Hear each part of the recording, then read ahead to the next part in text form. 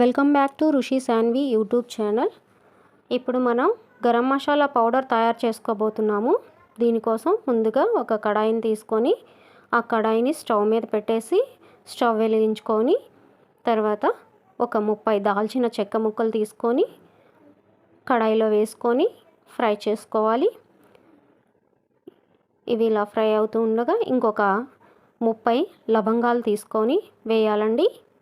వీటిని కొంచెం ఫ్రై అయిన తర్వాత స్టార్ పువ్వు ఒక 3 స్టార్ పువ్వుని తీసుకొని వాటిని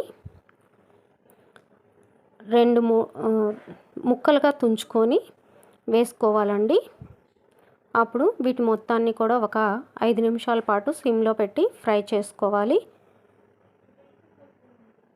చూడండి, ఈ విధంగా స్టార్ పువ్వుని తుంచి వేసుకోవాలి. ఇలా తుంచి వేసుకున్న తర్వాత ఇందులోనే ఒక 10 యాలకులు తీసి వేసుకోవాలండి. 10 యాలకులను కూడా వేసి ఫ్రై చేసుకోవాలి. తర్వాత ఒక టేబుల్ స్పూన్ మిరియాలు తీసి వేసుకోవాలండి. వీటన్నిటిని కూడా ఒక 5 మినిట్స్ పాటు లో ఫ్లేమ్లో హీట్ చేసుకోవాలి. మంచి స్మెల్ వచ్చేంత వరకు కూడా, మంచి అరోమా వచ్చేంత వరకు కూడా వీటిని హీట్ చేసుకోవాలండి. ఇలా హీట్ చేసుకున్న తర్వాత ఒక కప్పు ధనియాలు వేసుకోవాలండి. మనం ఏ కప్పుతో అయితే ధనియాలు వేసుకుంటున్నామో అదే కప్పుతో పావు కప్పు జీలకర్ర కూడా తీసుకొని వేసుకోవాలండి. ఈ ధనియాలు అనేవి జస్ట్ 2 మినిట్స్ హీట్ చేస్తే చాలండి. జస్ట్ వేడి అయితే చాలండి. ఎక్కువసేపు హీట్ చేస్తే గరం మసాలా పౌడర్ టేస్ట్ మారిపోతుంది, బాగోదండి. ఈ గరం మసాలా పౌడర్ అనేది నాన్ వెజ్ కర్రీస్లో, బిర్యానీలో చాలా బాగుంటుందండి.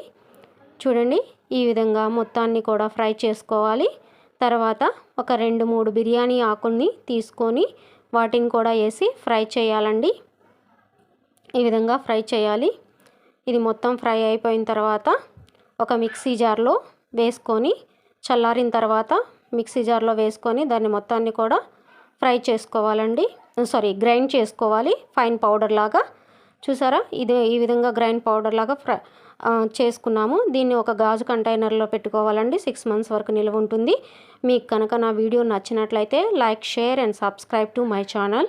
మీ సపోర్ట్ నాకు కావాలండి. సబ్స్క్రైబ్ చేసుకోండి. Thanks for watching.